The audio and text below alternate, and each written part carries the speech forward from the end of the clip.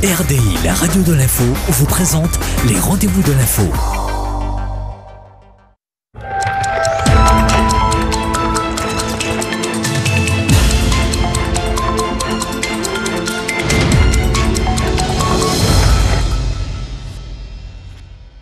Bonsoir à tous, bienvenue dans le rendez-vous de l'info ce soir. Deux invités, pas des moindres. Le premier, François Ringuet, maire de Kourou, président de la CCDS, président des CVA également, communauté des villes Ariane. Si je vous dis tout ça, c'est parce qu'on va aborder justement la ville de Kourou, CCDS et aussi la communauté des villes Ariane. C'est notre premier invité. Deuxième invité, elle revient de la Martinique.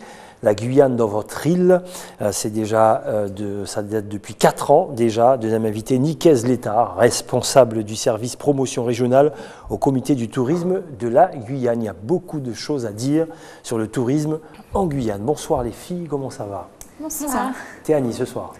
Ce soir, on parlera de deux nouvelles applications qui sont apparues au courant de cette semaine. Très bien, donc c'est tout frais, ça vient de sortir, on en parle déjà dans le rendez-vous de l'info. Vanessa? Et ce soir, on va parler du Runcar 3e édition de ce week-end. Il y avait du monde, c'était terrible, vous y étiez donc. Exactement. Très bien, et des filles aussi dans les voitures.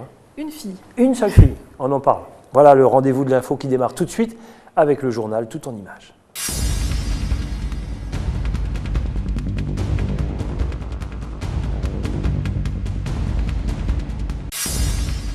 Les agents de la société Galéa qui assurent le filtrage des passagers et des bagages des voyageurs de l'aéroport Félix-Éboué sont en grève depuis samedi.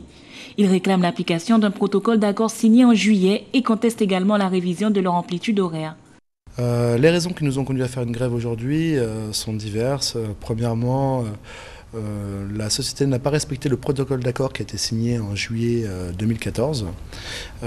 Et de plus, nous rencontrons toujours actuellement des problèmes de sous-effectifs et d'amplitude horaire trop contraignante du fait du sous-effectif. Et en plus, se rajoutent des prestations supplémentaires au niveau de l'aéroport par rapport à des vols de nuit qui font qu'à ce jour, nous nous retrouvons dans des conditions de travail qui ne sont pas du tout favorables à allier une vie de famille, une vie sociale et une vie professionnelle en même temps. Les conséquences qui seront, c'est qu'il y aura moins de vigilance de la part des collègues qui travaillent depuis samedi sans relâche. Et donc à ce moment-là, ça risque d'avoir des conséquences dans le sens où un manque de concentration au niveau des images, des contrôles d'images. Ces agents assurent la sécurité des vols et des passagers. 70% ont décidé de cesser le travail. Pour l'instant, le mouvement n'a pas encore d'impact sur le trafic aérien. La FEDOM s'indigne suite aux propos tenus par Ségolène Royal. Lors de la conférence internationale sur la biodiversité, la ministre de l'écologie est revenue sur un projet de création d'un parc national à Caux. Un projet rejeté par les opérateurs miniers de Guyane qui ne souhaitent pas un second parc national, d'autant que le parc amazonien a déjà amputé un tiers du territoire. Le parc national est un genre de superstructure qui se substitue aux collectivités et qui finalement ne remplit pas les missions pour lesquelles il avait été créé, bien au contraire, a plus servi aujourd'hui sert plus de foyer à l'orpaillage illégal, n'apporte pas la réponse à la préservation des cultures et au développement économique qu'il prétendait à ses débuts, et bien au contraire rajoute de la confusion dans le rôle des institutions. Pour Gauthier Hort, le secteur minier est l'avenir de la Guyane. Et même s'il n'est pas opposé à des mesures de protection de l'environnement, il ne souhaite pas que ce secteur se développe au détriment des opérations minières. Le projet de la montagne de Caux, au final, porte sur une trentaine de tonnes. Pour le moment, parce que vous savez que les sociétés industrielles commencent leur exploitation et après elles prouvent leurs réserves au fur et à mesure. Donc on commence sur une trentaine de tonnes. Ce qui est sûr, c'est qu'il y a un gisement là qui sera exploité un jour. Est-ce que la Guyane peut rester assise sur un tas d'or alors que vous entendez les collectivités qui disent qu'on n'a pas d'argent, que l'État se désengage, l'Europe se désengage? Il faut bien valoriser ce pays et il faut le valoriser en même temps qu'il faut le préserver et on est d'accord sur ce principe. Les professionnels et la FEDOM appellent la population à se rassembler pour apporter une réponse forte à ce qu'ils considèrent comme une nouvelle menace pour la Guyane. Ce week-end, le Palais Omnisport a accueilli la 7e édition des Artisanales de Guyane. Organisé par la Chambre de métier et de l'artisanat, le salon a pour but de mettre en avant les professionnels du secteur à travers leur créativité et leur savoir-faire souvent traditionnel. L'or a été le thème central de cette année. Et cette année, on a mis l'accent sur l'or. On a un stand, on a un espace qui est réservé à la mine, l'or, de l'extraction jusqu'au bijou. C'est le point fort de cette année au niveau des artisanales. Une exposition intitulée « L'or de Guyane, de l'amour des cailloux à la passion des bijoux » était à disposition des visiteurs. L'opportunité de savoir un peu plus sur l'histoire de l'or dans le département, les différents métiers qui l'entourent, son utilisation et les retombées économiques qu'il apporte à la Guyane. Cela dit, même s'il n'y a pas une forte affluence, les gens passent quand même au moins 10 à 15 minutes sur l'exposition, prennent le temps de regarder les vidéos, de lire les panneaux, reviennent, passent d'un espace à l'autre. Donc on est plutôt satisfait du temps passé sur l'exposition. Plus de 80 exposants ont participé au salon, des artisans de Cayenne et d'autres communes. Selon les participants, le bilan de l'événement est plutôt positif. Je le trouve mieux que l'année dernière. Il y a un peu plus de monde, bon, il y a encore à faire pour l'améliorer. Disons que le salon, c'est surtout pour se faire connaître un peu plus. Donc au niveau publicitaire, je pense que le bilan a été positif. Maintenant, au niveau financier, c'était pas le but non plus. C'est pas trop ça, mais c'était pas le but non plus. Écoutez, c'est un bilan relativement positif. On a eu un dimanche avec beaucoup de monde, un samedi un petit peu plus mitigé. Mais voilà, les gens étaient là au rendez-vous aujourd'hui dimanche. Aujourd'hui, nous avons surtout présenté notre nouvelle bière noire, la Blacka, et également donc, la transformation de notre blonde, qui s'appelait encore Jeune Gueule il y a quelques jours et qui s'est transformée en guyanaise blonde. Très bonnes affaires, beaucoup d'exposants, beaucoup de public vendredi et samedi, un peu moins aujourd'hui dimanche pour l'instant. La 7e édition. Et Zenfiging n'a raté aucune des 7 éditions, donc l'année prochaine, on sera là aussi. Après avoir décentralisé cette manifestation vers les communes en passant en tout début d'année par Oura, pour 2015, la Chambre de métier prévoit d'exposer une vitrine artisanale de la Guyane hors du département. La question est toujours en étude. Cette année encore, le Festival international du conte a eu un franc succès. Pendant une semaine, les conteurs sont allés à la rencontre des différents publics, des classes d'école aux habitants de quartier. Des conteurs venus d'Afrique, d'Antilles mais aussi locaux, qui ont également offert aux Kouroussiens une nuit de contes avec un objectif simple. Je pense simplement dire, c'est revisiter et partager la tradition orale, pour ne pas dire la littérature orale. Les histoires, en tout cas, que moi je raconte et aussi les frères, sont des histoires qui appartiennent soit aux épopées et les légendes, les contes, les devinettes et les proverbes, mais tout cela est appuyé avec de la musique. À travers ces contes, adultes et enfants sont invités au voyage. Un spectacle vivant qui a pour but de transmettre ces histoires de génération en génération. Il faut déjà leur apporter quelque chose pour qu'ils puissent être en mesure demain d'être des relais de transmission. Car si l'humanité est parfois aussi en difficulté, c'est parce que nous n'osons pas porter aux générations qui viennent cette vérité qui provient justement de ceux qui nous ont précédés. Un événement qui se perpétue, il s'agit déjà de la 11e édition. On souhaite bien sûr longue vie à ce festival qui rend hommage à une grande personnalité qui s'appelle M. Paul-Henri Girard, qui est décédé le 1er janvier 1999 et qui était un grand conteur du Guyane. Le Festival du Conte a fermé ses portes dimanche soir. Le rendez-vous est d'ores et déjà pris pour l'année prochaine. Nous on vieux jeu, on vieux mani, vieux mais c'est vieux mani. Faut nous apprendre ça du merci. Parce que c'est les mêmes hier qui ont craché sur l'idéal de mecs à bord de oua pour payer ça lyonnais.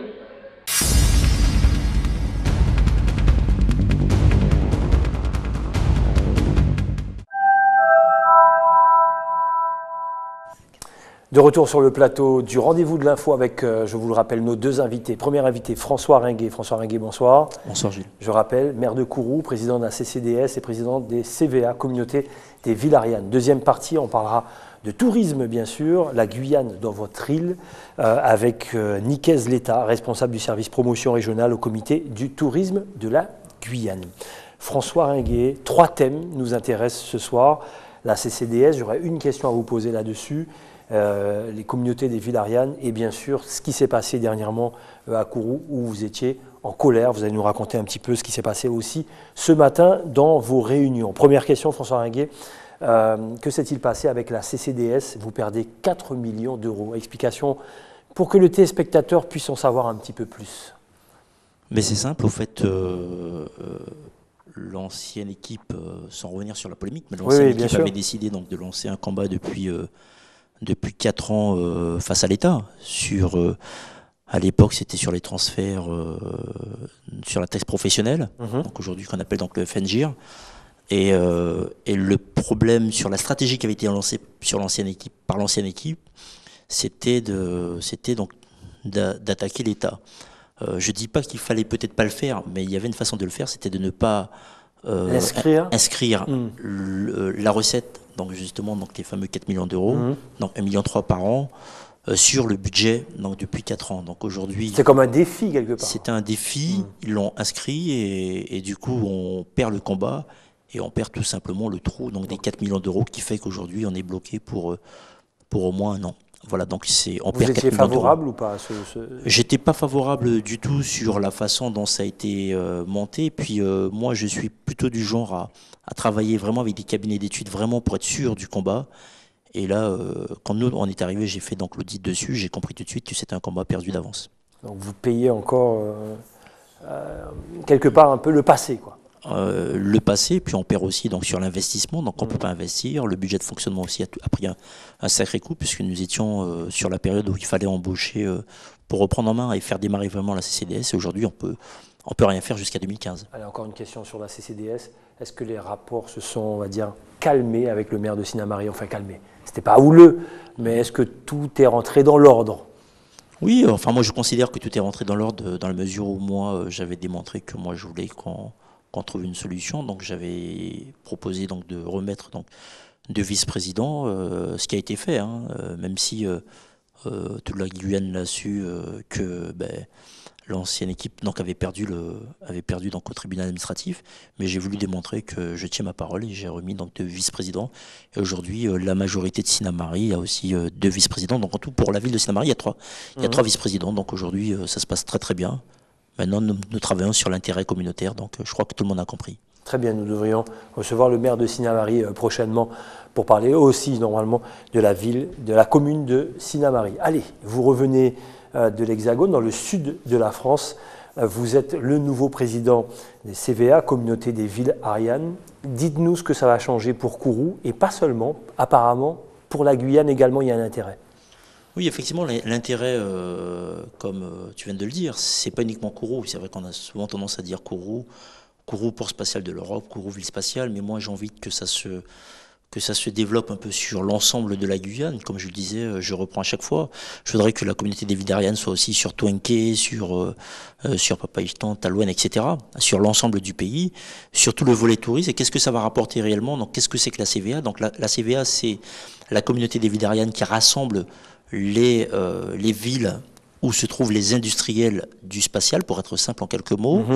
Et puis donc on a la présidence sur un an, donc de 2015, début 2015 jusqu'à fin 2015, et donc ça permet donc de promouvoir donc l'ensemble du pays. Donc je parlais justement donc de tourisme il y a quelques minutes justement avec Madame Létard. Voilà, donc je lui disais ça serait bien qu'on arrive à intégrer donc ce dispositif aussi sur la CVA. C'est une façon aussi donc de mettre en avant aussi donc le dispositif économique. Et d'ailleurs je rappelle que jeudi, quand j'ai eu l'occasion donc de prendre vendredi, quand j'ai eu l'occasion de prendre on vous voit l'image la présidence donc de la CVA, j'ai découvert un dispositif sur le plan économique que je ne connaissais pas, et je pense que l'ensemble de la Guyane ne connaissait pas.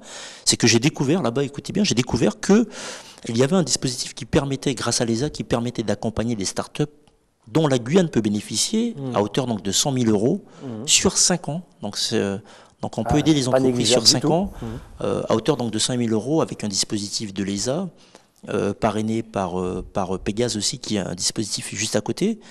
Et j'ai pas eu peur devant près de 800 personnes de poser la question, de dire comment ça se fait que la Guyane c'est le port spatial de l'Europe, etc. et que nous avons des entreprises qui se lancent dans le domaine et qui malheureusement ne tiennent pas les 5 ans. Alors que là, vous en métropole, vous avez ce dispositif qui existe, vous avez des professionnels qui sont juste en face de nous, qui ont des aides jusqu'à hauteur donc, de 100 000 € et que la Guyane n'était pas au courant. D'ailleurs, à partir de là, on a trouvé une solution, c'est que 2015, on va signer donc, cette convention pour que la Guyane, que les jeunes entreprises guyanaises puissent bénéficier donc, de ce dispositif, et aussi donc, pour terminer, l'armée de l'air aussi, qui est prêt à jouer le jeu avec nous. Alors on vous a vu en signature justement, alors je sais que Vanessa a une question à vous poser là-dessus. Juste avant la question de Vanessa, dites-nous ce qui s'est passé, toutes vos réunions, là, vos signatures, vous étiez où?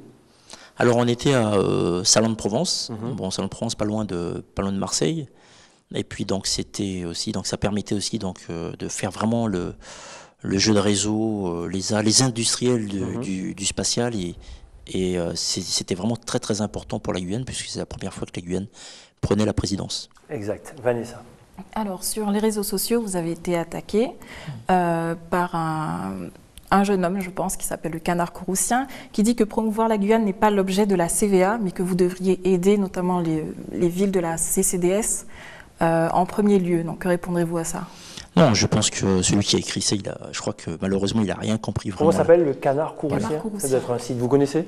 J'en ai entendu parler, bon, on voit bien hein, quand on lit sorte de canard sur le Canard enchaîné Kouroussien, on voit bien que c'est l'opposition qui n'a pas accepté la défaite. Mais non, je crois qu'il ne faudrait pas voir uniquement Kourou et la CCDS. Je suis maire de Kourou, j'aurais pu dire Kourou seulement. Je dis qu'aujourd'hui, on doit parler donc, de la Guyane tout entière. Donc, moi, j'ai envie de mettre en avant les entreprises qui sont aussi donc, à Saint-Georges. J'ai envie de mettre en avant aussi donc, ceux qui sont, comme vous l'avez dit, sur les Galles des Savanes, pareil, sur l'Ouest, etc. Il faut mettre en avant la Guyane. Et j'ai matraqué justement la Guyane là-bas, en métropole, et non pas uniquement Kourou, mais aussi la Guyane. Kourou et aussi la Guyane. Kourou, on connaît déjà Kourou sur le spatial. Maintenant, j'aurais bien voulu, d'ailleurs, sur le programme qu'on a proposé, c'est de monter des opérations pour aller à la découverte donc, des communes de l'intérieur. J'ai envie de faire découvrir mon pays qui est très souvent, on a des images, on voit bien hein, sur les réseaux en métropole, on voit bien que la Guyane, c'est très souvent le côté négatif, alors qu'il y a plein de choses à voir en Guyane. Pas uniquement... Comme il l'a dit, la Kourou et la CCDS, non, pas du tout. Non, c'est la Guyane. Très bien, donc voilà, c'était le fameux Canard Kouroussien. Une femme d'un certain âge, pendant que vous étiez justement dans toutes vos réunions avec les communautés de Villariane, une femme de certain âge a été agressée à Kourou. C'est la goutte d'eau, et là vous dites, plus de répit pour les malfrats. Comment vous l'avez vécu ça? Comment vous avez pris la nouvelle? Mais moi, je l'ai très mal vécu. Je veux dire que je ne suis pas du genre à faire donc, de la politique politicienne. Je suis humain, je suis comme tous les administrés, je suis comme tous les Guyanais, tous ceux qui sont en Guyane. Et puis à un moment donné, quand on apprend des nouvelles comme là, quand je l'ai entendu, ben, oui, effectivement, donc je veux dire que j'ai explosé, moi. J'ai explosé, je suis humain. Et ce matin, donc d'ailleurs ce matin, on a fait une réunion sur la sécurité à Kourou avec la gendarmerie, la police nationale, la PAF, etc., où nous allons reprendre, comme je le disais, hein, nous allons reprendre le terrain vraiment sur ces voyous, excusez-moi l'expression, sur ces voyous, sur ces bandits. Je considère que ce sont des voyous quand on s'attaque à une personne âgée donc de 80 ans et qu'on la frappe et que même avec un pied de biche, etc., je trouve que je trouve qu'on mérite la prison. Moi, le côté répression, j'ai toujours milité pour la répression, puisque la répression, pour moi, c'est un des premiers volets. Voilà. Il y a effectivement l'insertion, mais si on ne met pas la répression devant, ben on ira droit au mur. Ça ne sert à rien de faire de l'hypocrisie en faisant croire qu'on mettra en place, etc. etc. Quelqu'un qui n'est pas du pays, qui vient braquer ou qui vient détruire une famille et qui repart, excusez-moi, quel projet d'insertion vous lui proposez? Voilà. Donc pour vous, pas de paroles en l'air, pas de beaux discours concrets, on va attaquer ces voyous, on va attaquer les malfrats. Comme je l'ai dit, il ne faut pas leur donner 1 cm² de survie, il ne faut pas leur donner 1 seconde de survie, ça y est, ça a assez duré. Et maintenant, il faut reprendre la main sur la ville de Kourou, il faut reprendre la main sur la Guyane. D'ailleurs, c'est l'appel que j'ai voulu faire donc, le 5 novembre, quand je disais, j'appelle les élus guyanais donc, à me rejoindre pour combattre ce fléau. Malheureusement, pas beaucoup d'élus guyanais. Alors, quand on a commis un délit, notre place est en prison, c'est ce que vous avez dit. La prison est surpeuplée. Comment faire? Alors la prison est surpeuplée, effectivement. Je crois qu'aussi il y a plusieurs dispositifs qui ne marchent pas trop aujourd'hui.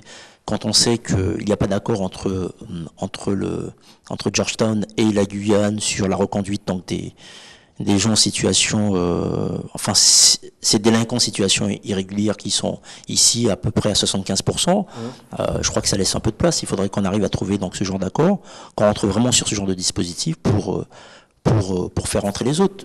Moi je suis pas du genre à ce qu'on m'explique aujourd'hui, la prison est surpeuplée, il faut les laisser dehors, etc. Non, et je n'ai pas peur de le dire. Pour moi, la politique carcérale que nous a proposée Christiane Taubira, mais pour moi, c'est un flop total. C'est l'échec total sur ce que nous, administrés guyanais, ce que nous attendons justement. Aujourd'hui, j'ai l'impression que c'est la victime qui paye à la place donc, du voyou. Alors que je crois qu'à un moment donné, il faut être clair, il faut nettoyer le pays. Vous n'avez pas peur que l'on reprenne vos propos, disant, tenez, un élu guyanais qui attaque Christiane Taubira, garde des Sceaux, là vous ne faites pas de politique politicienne, vous défendez les Kouroussiens contre la violence, peu importe que l'on reprenne vos propos aujourd'hui sur ce plateau? Ah non, non, je n'ai peur de rien. Je crois qu'aujourd'hui... D'ailleurs, j'ai fait partie des élus qui ont tout de suite dit félicitations Christiane Taubira quand elle a été élue ministre. Mais maintenant, je considère que Christiane Taubira, elle est ministre, justement, elle est garde des Sceaux. Elle doit prendre ses responsabilités. Ça aurait été pareil si c'était un ministre du Val-de-Marne, etc. Moi, je parle à un ministre et je dis à un moment donné, nous avons besoin donc d'éléments pour répondre donc aux besoins de la Guyane. Et je ne vois pas forcément une Guyanaise en face de moi et quand il faut qu'on se protège. Là, c'est la garde des Sceaux qui est en face de vous. Là, c'est la garde des Sceaux. Ça aurait été quelqu'un d'autre. Voilà, c'est Christiane Taubira, ça aurait été quelqu'un d'autre, de droite ou de gauche, etc. Ce qui m'intéresse, c'est mon pays. Et aujourd'hui, on doit protéger notre pays. Les malfrats en prison. Les malfrats en prison, vous avez bien vu, même sur les ressources aussi, tout ce qui est le côté aurifère aussi, pareil, pillage de partout. Et voilà, non, je n'ai pas peur. J'assume ce que je dis. Très bien. Donc, je rappelle, maire de Kourou, président de la CCDS, président des CVA, communauté des villes Ariane. Ça nous laissera l'occasion de vous revoir ici même sur les plateaux, les différents plateaux et différents JT d'ATG. Dernière question, la suite concernant la réunion de demain, c'est quoi pour vous? Alors la suite de la réunion d'aujourd'hui justement. La réunion d'aujourd'hui, de ce matin, pardon. Justement, donc de ce matin. La suite, c'est que à partir donc du mois de décembre, d'ailleurs le 2 décembre plus exactement, nous allons nous réunir à nouveau avec la police municipale. Je dis bien la police nationale, la BAC et la gendarmerie et les pompiers aussi, qu'on puisse vraiment travailler sur un travail de terrain. Je l'explique quand même, ça n'a rien à voir avec la ZSP, ça n'a rien à voir avec le GLTD. Ça, c'est vraiment un dispositif de travail où on est autour de la table et qu'on essaie donc de démonter petit à petit les différents points négatifs à Kourou. Vous gardez espoir, commissariat de police à Kourou? Ah oui, je garde espoir. Je continuerai à me battre. Et puis bon, voilà, je ne suis pas président de la République. C'est uniquement le président de la République encore qui pourra répondre à cette attente. Mais en tous les cas, moi, je continuerai à me battre. Bon, normalement, l'interview est terminée, mais Vanessa, encore une question. Allez, on y va. Une question sur la CVA. Donc, dire que c'est pour toute la Guyane, est-ce que c'est pas essayer de se placer pour la collectivité unique? Ah non, pas du tout. Non, je suis trop jeune pour la collectivité unique. Je crois que j'ai assez de boulot à Kourou et je laisse la place aux autres qui se sont déjà déclarés, d'autres qui vont se déclarer. Très bonne question. Merci en tout cas, merci François Ringuet d'avoir été notre invité pour ce début de semaine. Nous, on ne fait pas le pont, voilà, nous sommes en direct sur ATG. Merci en tout cas. Merci. Allez, ATG, c'est aussi le sport. Le sport, c'est à 20h15. C'est présenté par Jonathan Lariot qui va filmer tout ce qui se passe le week-end. Et vous avez le condensé le lundi soir à 20h15. Extrait.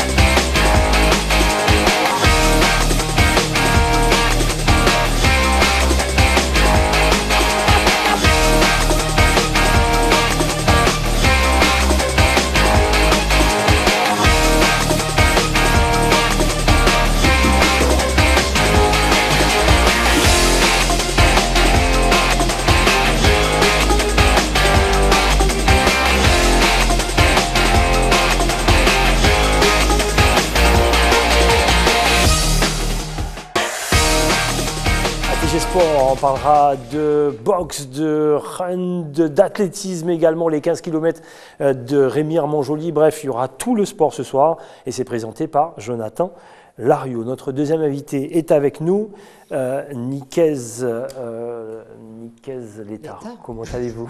Bonsoir, ça va, bonsoir aux téléspectateurs. De la Guyane dans votre île d'ici quelques instants parce que vous revenez de la Martinique, c'est ça? Absolument. On en parle d'ici quelques instants. Oui. Bien sûr, merci. En attendant, voici la chronique de Vanessa.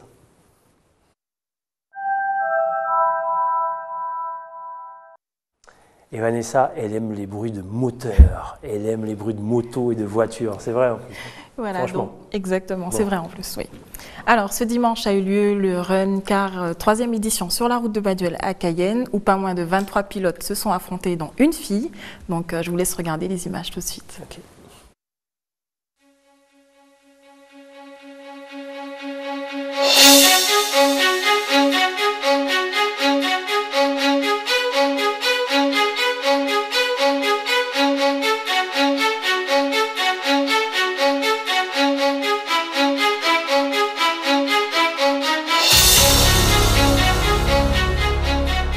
Alors aujourd'hui on est sur l'avenue, la ligne droite de Baduel, enfin Georges Chaumette maintenant, parce que c'est la seule à Cayenne qui nous permet d'avancer sur cette ligne droite, sur 200 mètres.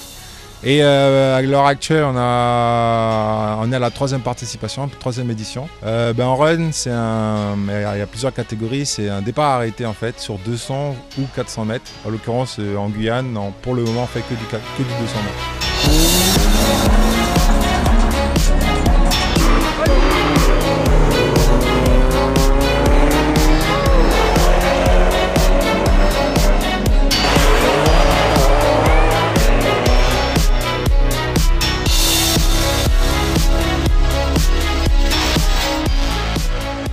Pourquoi pratiques-tu cette discipline?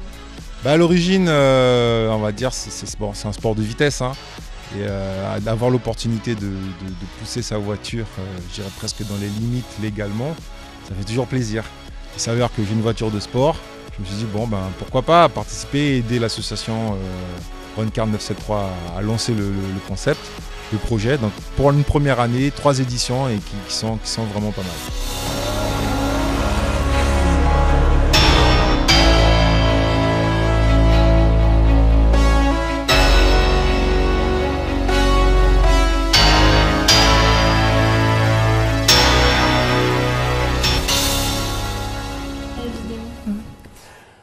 Donc voilà, il y avait de l'ambiance, des animations, notamment des démonstrations de roller. Donc sachez que Alan, que vous voyez à l'écran, a terminé premier de sa catégorie. La seule fille a terminé 2e, donc juste derrière Alan, de la même catégorie. Félicitations notamment à l'association Run Car 973, chaperonnée par l'ASA Équateur. Et vous retrouverez évidemment un résumé plus long dans ATG Sport tout à l'heure. Effectivement, avec Jonathan Lariot. Merci Vanessa, allez, on passe à Terni. Des nouveautés sur Internet, en tout cas en termes d'applications, Terni. Oui, donc ce soir, on va parler de 2 applications. La première, donc, comme vous le savez, sur nos téléphones, on est un peu surchargé par les notifications. On a tendance à en avoir énormément. Donc, on a cette nouvelle application qui s'appelle Snowall, qui intègre donc toutes les messageries. Donc, c'est-à-dire WhatsApp, Facebook, tous les réseaux sociaux, mais aussi les SMS. Donc, en fait, c'est une application sur laquelle on va recevoir tout ce qui peut arriver sur notre téléphone, que ce soit en termes d'email, en termes de notifications. Donc, tout est regroupé, ce qui facilite donc, la lecture ou bien la consultation, tout simplement.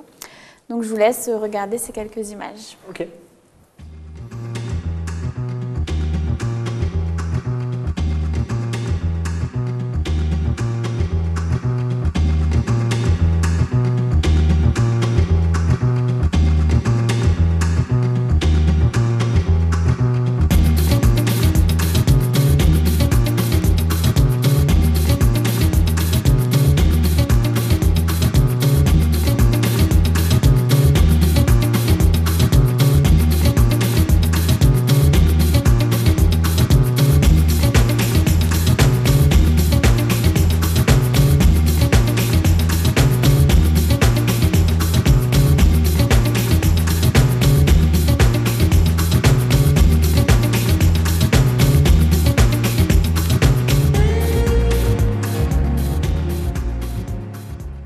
Alors j'ai compris, mais je ne sais pas si tout le monde a compris. On peut réexpliquer Donc, comme vous avez pu le voir, c'est une application donc, qui regroupe toutes les notifications qui arrivent sur notre téléphone, que ça soit notifications de réseaux sociaux, email ou bien SMS. WhatsApp.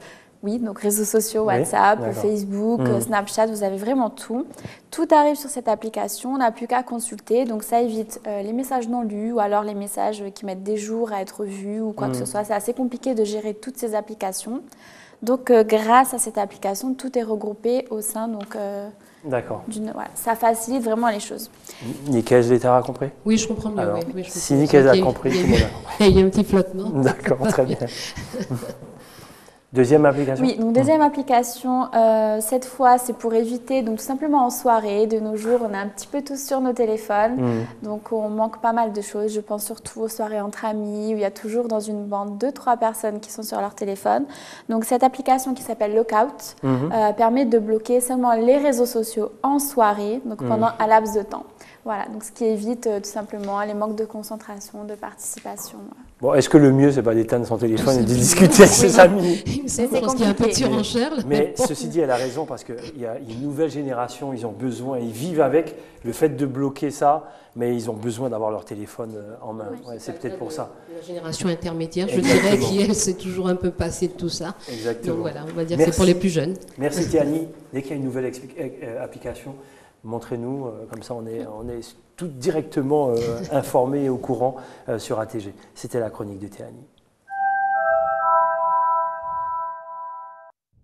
Parlons tourisme avec notre deuxième invité, Nicaise Létard. Je rappelle, responsable du service promotion régional au comité du tourisme de la Guyane. Vous revenez de la Martinique. Dites-nous, que s'est-il passé, la Guyane de votre île? Oui, absolument. Nous sommes de retour. Ça fait 4 ans déjà? Absolument, c'est une opération qui a été ancrée il y a 4 ans. L'initiative est celle du comité du tourisme et de ses partenaires. Nous avons beaucoup, je dirais, crapahuté dans les salons là-bas en Martinique, sur les marchés antillais, surinamais aussi, brésiliens parfois. Et nous sommes rendus compte que si l'initiative ne venait pas de nous, en l'occurrence si nous n'allions pas pour créer, parce que ce salon c'est comme une sorte de produit, mais nous nous sommes rendus compte qu'on faisait très peu cas en fait de la Guyane. D'où l'idée, donc ça a été débattu au sein du conseil d'administration, le bureau a pris une décision, on s'est dit on octroie un budget, nous octroyons un budget et nous allons nous-mêmes faire nos affaires. Il se trouve que l'opération s'est ancrée il y a 4 ans, c'est une opération qui a eu un peu de peine à se mettre en route et aujourd'hui la satisfaction est réelle parce que ça y est, l'opération est ancrée dans le paysage, je dirais, touristique de la Martinique. Nous y sommes accueillis comme une destination prometteuse et surtout nous y bénéficions, je dirais, de la bonne volonté de tous ceux qui autour de nous ont envie de voir, comment dirais-je, propulser la destination Guyane. Alors quand on parle de tourisme, c'est tellement large que du coup il faut trouver des axes, un positionnement. Quels étaient ces axes et quel était le positionnement cette fois ? Alors, ce que nous avons, vous savez que nous sommes, si vous ne le savez pas, en tout cas, je vous l'affirme aujourd'hui, nous sommes en plein déploiement, je dirais, d'identité visuelle. Alors, l'identité visuelle, c'est le positionnement image d'une destination. Il faut qu'on soit en mesure tous de la dire de la même manière, que ce soit vous, Gilles, ou mesdemoiselles les chroniqueuses, dire la destination autour d'un triptyque. Le triptyque est aujourd'hui nature, science et culture. Nature, science et culture. Voilà, absolument. Quand nous disons la destination, ayant, je dirais, l'intelligence de la dire, voilà, d'une manière, je dirais, commune et cohérente. Ça, c'est le premier point. Donc, nous sommes allés... Positionnement image. Positionnement image de la destination autour de ces triptyques. Donc, nous sommes allés affirmer cela avec, bien sûr, des visuels. Il y en a 12, dont parmi ces visuels, il y en a 4 qui tournent autour de ce triptyque. Donc, ils disent le triptyque, l'expriment et disent la destination. Et puis surtout, nous avons constaté qu'en cette période du mois de novembre, les esprits commencent à s'échauffer un petit peu autour du carnaval. On prend l'odeur des masques. Voilà. On commence à prendre l'odeur des masques, des robes. Il y a une effusion autour du carnaval de Guyane. Et c'est de là que nous est venue l'idée, depuis 2 ans, de réellement ancrer l'opération autour du produit carnaval. Je parle bien d'ancrage. Le mot est revenu 3 fois, parce qu'il s'agit bien pour nous de faire entendre notre différence à travers le produit carnaval. On revient sur le carnaval, notamment avec les Martiniquais. Question de Vanessa. Alors, promouvoir la Guyane, oui, mais je trouve que le tourisme local est toujours trop cher. Donc, est-ce qu'il n'y aurait pas des pistes à étudier, notamment des tarifs préférentiels, soit pour les touristes et ou pour les natifs? Alors c'est un sujet effectivement qui revient, un autre sujet. Qui est redondant. C'est un autre sujet qui mériterait un autre débat. Mais vous avez raison de le soulever. Sachez que les tarifs préférentiels résidentiels, ce n'est pas une donnée que l'on puisse développer comme ça impunément, parce qu'après derrière on parle de discrimination entre le local et le visiteur. Enfin bon, c'est un débat. Si vous voulez bien me réinviter là-dessus, j'ai été volontiers. Absolument, Nicaise. Voilà. Ça sera l'occasion de se revoir. Les Martiniquais aiment le carnaval. Les Antillais en général aiment le carnaval. Et donc ça, vous l'aviez bien compris. Alors, comment vous avez fait? Là, vous proposez un paquet, vous avez rencontré des agences, dites-nous. Tout à fait. Alors le travail a été, l'année dernière, nous avions pris le parti de faire une animation carnaval qui a bien pris. Les Touloulous ont débarqué dans l'espace Galéria. C'est vrai que ça a été de toute beauté. Ça a été vraiment une opération, je dirais, gourmande autour du carnaval. Cette année, nous avons opté, parce que nous avons constaté, quand je dis nous, le comité du tourisme de Guyane travaille avec des professionnels. Alors certains très sérieux qui nous suivent sur toutes les opérations, d'autres un petit peu plus souffreteux, dont on regrette l'absence, mais ainsi vont les choses. Je crois que très sérieusement, en tout cas ceux qui ont accompagné cette année le comité du tourisme de Guyane, donc le réceptif, Top GF pour ne pas le nommer, qui a fait le travail de déplacement avec nous, nous avons pris le parti d'aller vers une agence martiniquaise, SMCR. C'est une agence qui a choisi de travailler le produit Guyane, qu'il considère comme un produit de niche. Nous avons une grosse réunion de travail avec les équipes de Place d'Armes, et ces équipes se sont engagées, avec le réceptif qui était présent, de formuler un package que nous allons fixer à un moment donné, c'est-à-dire en amont du carnaval. Et autour de ce package, le comité du tourisme de Guyane s'est engagé très fortement à faire une communication sur le marché martiniquais. Très bien. Théanie. Donc, en parlant carnaval, donc dans sa généralité, c'est une saison attractive certes, mais les billets d'avion sont toujours plus chers. Donc, comment faire justement par rapport à cette hausse des prix? Voilà, alors là aussi, vous évoquez un sujet qui est certainement le seul frein, parce que sachez aussi que l'image de la destination Guyane... Vous réinvitez pour ça aussi? Volontiers. Non, me réinviter, non, je vais y répondre parce que c'est un vrai sujet. Oui, là, c'est le sujet. C'est vraiment le sujet. Alors, nous n'allons pas fuir nos responsabilités. Maintenant, les responsabilités du comité du tourisme sont, je dirais, un peu limitées sur ce sujet. Vous savez très bien que le transport aérien... Il n'y a pas une compagnie aérienne. Voilà, il y a une compagnie aérienne qui effectivement décide de sa politique commerciale, qui a de bonnes raisons de pratiquer certainement les prix qu'il pratique. Mais c'est vrai que nous souhaitons faire entendre, parce que c'est le message que nous ont transmis les Martiniquais, nous souhaitons faire entendre auprès de ce partenaire, qui est l'unique compagnie aérienne qui dessert le régional, qu'il y a un vrai problème, un vrai frein autour de ces tarifs aériens. Je crois qu'on parviendrait à faire tomber ces tarifs, à les améliorer, je dirais, à la baisse, que le produit carnaval deviendrait, je dirais, oui, absolument. Alors, je sais que la compagnie fait des tarifs flash sur des journées, voire 1-2 journées entières, mais ce n'est toujours pas suffisant. Les Martiniquais sont friands, sont en appétit de notre carnaval. Alors, ils font comme ça le dos rond et font, j'aime bien leur dire, vous faites l'intéressant, mais on sait très bien qu'au mois de janvier et février, les avions sont tout de même pleins. Donc, ils viennent en mission, mais ils viennent en mission, mais ils viennent à ce moment-là, effectivement. Alors, je pense qu'il n'y a pas que le carnaval qui attire les touristes en Guyane. Comment attirer les gens quand on voit l'état de délabrement des routes, des trottoirs, de certains sites touristiques? Vous êtes très dur, état de délabrement. Alors, certains, oui, quand on voit les photos sur les réseaux sociaux, alors c'est toujours... ou encore, quelqu'un s'est plaint la dernière fois des horaires non respectés du musée de Roura, par exemple, ils arrivent pour visiter, les horaires ne sont pas respectés. C'est toujours, très désolant de généraliser ainsi. C'est vrai qu'il y a des choses qui fonctionnent et d'autres pas. Absolument. Vous avez raison de constater ce qui ne va pas et de le dire, de le mettre en exergue.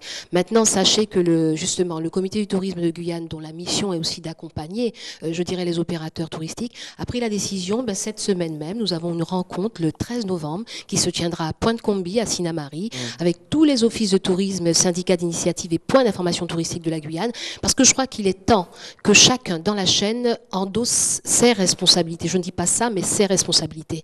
C'est vrai que le comité du tourisme... Qui est fermé alors qu'il doit être ouvert. Oui, absolument, mais c'est vrai, ce n'est pas vrai que pour ce musée-là, c'est vrai pour d'autres. Les touristes s'étonnent effectivement que les échoppes, que les boutiques soient fermées entre midi et 2. Alors c'est vrai que c'est une pratique locale là aussi bien assise, mais il convient de savoir aujourd'hui, et c'est pour ça que je parle de responsabilité de tout un chacun dans la chaîne de comment dirais-je, développement du tourisme. Il faut savoir aujourd'hui, vous, moi, ceux qui ont la responsabilité directe du tourisme, ceux qui font du tourisme, les réceptifs, les tours opérateurs, tout toutes ces personnes-là doivent savoir ce qu'ils veulent aujourd'hui faire du tourisme guyanais. C'est trop facile de pointer le doigt sur, je dirais, l'institution.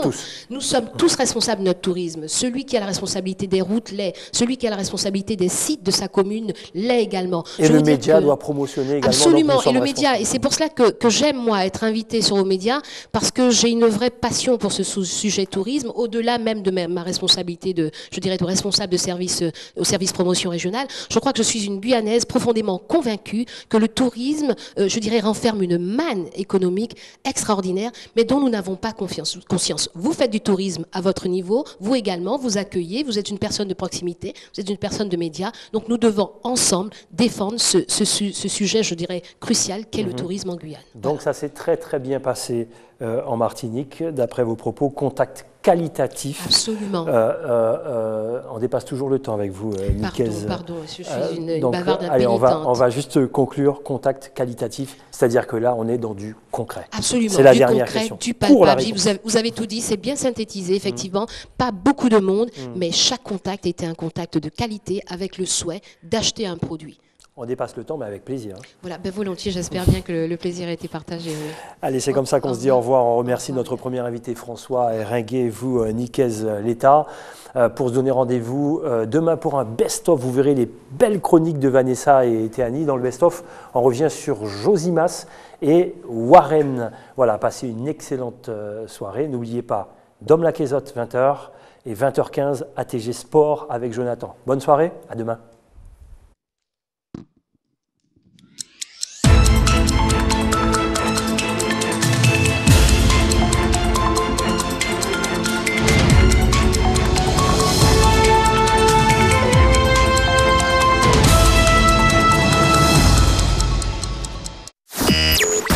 RDI, la radio de l'info, vous a présenté les rendez-vous de l'info.